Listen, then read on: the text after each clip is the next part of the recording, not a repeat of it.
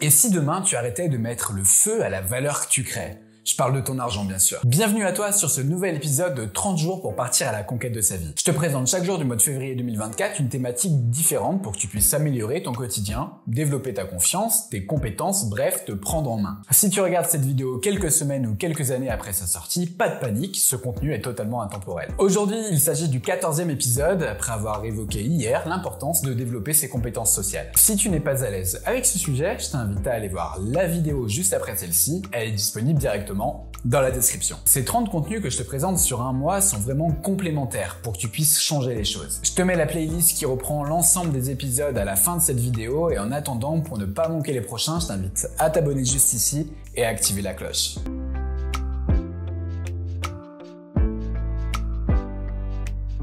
Avant de commencer, je souhaite me présenter à toi rapidement. Je m'appelle Pierre, j'ai 28 ans et je travaille personnellement depuis plusieurs années sur tous les sujets liés à l'amélioration de sa vie. C'est pour cette raison que j'ai décidé aujourd'hui d'en faire une grosse partie de mon activité professionnelle, mais aussi de créer cette chaîne YouTube. Pour revenir au sujet du jour, je vais te parler aujourd'hui de gestion financière. C'est marrant parce que si j'avais dit au mois d'il y a 5 ans, 15 jours, je ferais une vidéo pour donner des conseils sur la gestion d'un budget, je n'y aurais absolument pas cru. Franchement, c'était vraiment pas mon fort. Mais quelques expériences à galérer un peu m'ont permis de totalement changer sur ce point-là. Et les choses simples que je vais t'expliquer aujourd'hui peuvent t'aider concrètement. Cette vidéo va se dérouler en 3 actes. Je vais commencer par l'identification de tes revenus et de tes dépenses. Ensuite, je vais te parler de ce que tu dois prioriser. Et enfin, ensemble, on va prévoir l'avenir. Je t'invite à faire pause pour prendre des notes, à revenir en arrière pour écouter des notions importantes et surtout, pose tes questions dans l'espace commentaire.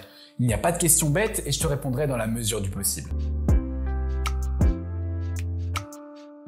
Orelsan disait que nous n'avions pas les bases. Il est temps d'y revenir. Qu'est-ce qu'un budget? D'après le dictionnaire Le Robert, il s'agit d'une somme dont on peut disposer pour une dépense précise. Par extension, pour revenir dans ton quotidien, il s'agit de l'argent dont tu disposes après tes revenus pour vivre ta vie tous les jours. Ensuite, il y a 3 possibilités. Si tu dépenses moins que ce que tu reçois, tu es en bénéfice. Si tu dépenses autant que tes revenus, tu es à l'équilibre. Si tu dépenses des sommes plus importantes que celles que tu reçois, tu es en déficit. Si tu ne peux pas compenser ce déficit, tu crées une dette vis-à-vis de ta banque. C'est ce qu'on appelle le découvert. Une fois que l'on a défini la base, ce qu'on vient de faire, il est temps d'identifier ses dépenses et ses revenus. Tes revenus, a priori, ça ne devrait pas être trop compliqué. Il s'agit d'un salaire, d'une indemnité, d'une allocation, éventuellement d'un loyer ou d'un revenu du capital. Mais normalement, tu connais tes revenus. Ce qui rend simple son identification, c'est que c'est une somme que tu reçois généralement en une fois, mensuellement bien évidemment. Pour les dépenses, ce n'est pas la même chose. Déjà, leurs sources sont vraiment multiples. Les montants de celles-ci sont a priori individuellement beaucoup plus faibles que tes revenus, en tout cas je l'espère pour toi. À titre personnel, je classe les dépenses de différentes manières pour pouvoir mieux les utiliser. Déjà, s'il s'agit d'une dépense unique ou d'une dépense récurrente. Typiquement, ton loyer, c'est récurrent, c'est chaque mois. Les courses pour manger, c'est la même chose, c'est récurrent. L'iPhone qui fait 1 fois et demie ton salaire, a priori, c'est en une fois. Une dépense récurrente est assez simple à budgétiser pour le cerveau. Tu sais que chaque mois, telle part de ton revenu est déduite. Une dépense fixe, ponctuelle, est plus difficile à gérer pour l'esprit. À titre personnel, je fais de la manière suivante. Prenons l'exemple de l'iPhone. J'ai acheté le mien en décembre 2021. Je l'ai payé 809 €. Forcément, ce sont mes économies qui m'ont aidé à le financer. Mais là n'est pas l'essentiel de mon propos. Pour comprendre combien il me coûte réellement chaque mois, j'ai calculé son amortissement. Au moment de mon achat, je me suis dit que je voulais le conserver 5 ans. 5 ans, ça fait donc 60 mois. J'ai donc calculé son coût mensuel théorique. 809 divisé par 60. Cela m'amène à une dépense récurrente de 13,50 € par mois. Une dépense que j'ai déjà faite, mais si je l'étale sur 5 ans, c'est ce que ça fait réellement. Ça m'a permis de voir si j'avais les moyens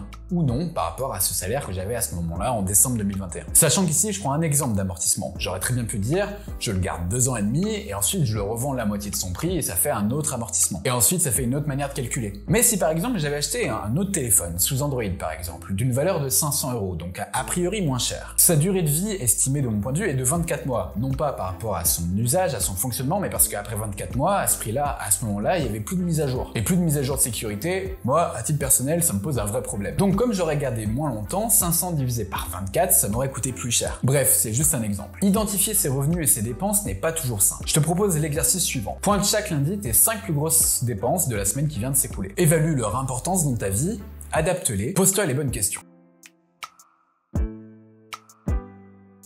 Une fois que tu as identifié la récurrence de tes dépenses, ou bien leur amortissement pour les plus importantes d'entre elles, il faut ensuite les classer en fonction de leur importance. Je pense que, comme moi, tu as remarqué que l'argent n'est pas une ressource illimitée. En tout cas pour 95% des gens. On ne peut, malheureusement ou pas, j'en sais rien, c'est philosophique comme question, pas faire ce que l'on veut. Mais pour moi, il y a 3 types de dépenses, et je dis bien pour moi. La première catégorie, c'est celles qui sont vitales. Ton loyer, ta nourriture, ton moyen de déplacement pour aller travailler par exemple, la santé, bref, toutes celles qui te permettent de survivre. Ensuite, il y a les dépenses qui sont enrichissantes, qui permettent de te développer. Par exemple, ça peut être des cours d'anglais, l'abonnement à la salle de sport, le café du vendredi matin où l'on rencontre tout type de gens, une alimentation de meilleure qualité, bien que celle-ci devrait être vitale, mais parfois on n'a pas les moyens. Bref, voici pour moi des exemples de dépenses enrichissantes. Enfin, il y a les expériences qui sont divertissantes, celles qui permettent uniquement de se détendre. L'abonnement Netflix, les soirées au pub ou en boîte, les massages, les skins Fortnite, etc. Alors bien sûr, si tu me suis, si tu as déjà vu certaines autres de mes vidéos, tu as une idée de ce que je vais te dire. Le divertissement doit passer après les dépenses vitales, et éventuellement après les dépenses enrichissantes. Factuellement, c'est ce que je pense, mais il ne faut surtout pas bannir le divertissement. On a besoin de se détendre. L'abonnement à MyCanal pour regarder des séries, des films ou du sport, ça peut faire du bien, comme boire un verre de temps en temps d'ailleurs. Lorsque c'est problématique, selon moi, c'est lorsque l'on a du mal à clôturer son budget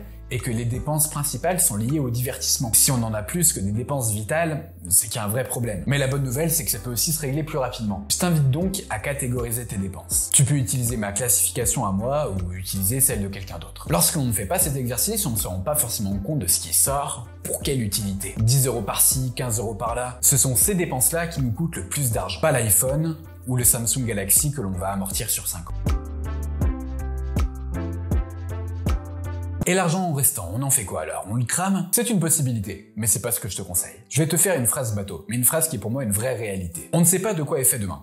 Tout peut s'écrouler du jour au lendemain. Si tu ne me crois pas, demande aux salariés de Lehman Brothers, aux États-Unis en 2008. C'est une banque d'affaires américaine qui a fait faillite en quelques jours après 158 ans d'existence. Si les salariés n'avaient pas un minimum d'économie, ils pouvaient se retrouver vraiment mal. Et encore plus dans cet exemple-là aux États-Unis ou dans tout autre pays anglo-saxon, comme l'Australie par exemple. Parce que là, il n'y a personne pour venir t'aider, en tout cas pas l'État. Alors, comment on prévoit l'avenir? Déjà, on constitue ce qu'on appelle une épargne de sécurité. Il y a un consensus qui dit que cette épargne doit être l'équivalent de 6 mois de salaire. En France, je ne sais pas si c'est autant nécessaire, vu que tu cotises pour Pôle emploi et tout ce qui va avec. Dans le cas où tu es salarié, bien évidemment. Mais en vrai, on a toujours besoin de ces économies. Je te conseille de le placer directement sur un livret A pour que cet argent soit directement disponible. Ensuite, qu'est-ce qu'on fait de l'argent restant? Eh bien, pour moi, et ce n'est en aucun cas un conseil en investissement, on le fait fructifier. Le jour où tu as un projet, tu seras bien content d'avoir fait prendre de la valeur à ton capital. Alors pourquoi le faire fructifier et ne pas simplement l'économiser sur le livret A comme le reste de ton argent? Eh bien parce que tu vas perdre du pouvoir d'achat avec le temps, à cause de l'inflation. Tu peux donc le faire fructifier ou investir de différentes façons. Dans de l'immobilier, dans un projet éco-responsable, dans des crypto-monnaies,